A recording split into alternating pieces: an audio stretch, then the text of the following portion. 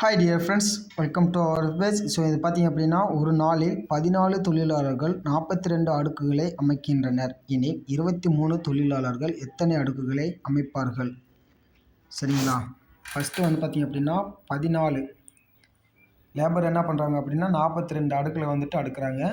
அப்புறம் பார்த்திங்கன்னா 23 பேர் எத்தனை பேர் பண்ணுறாங்க அப்படின்றாங்க. ஸோ ஃபஸ்ட்டு பார்த்திங்க அப்படின்னா 14 ப்ளஸ் இந்த பக்கம் என்னது 42 பேர் 42 அடுக்கில் அடுக்குறாங்க. இந்த பக்கம் 23 லேபரு. ஸோ இந்த பக்கம் தெரியாததை எக்ஸ்னு வச்சுக்கலாம் நம்ம.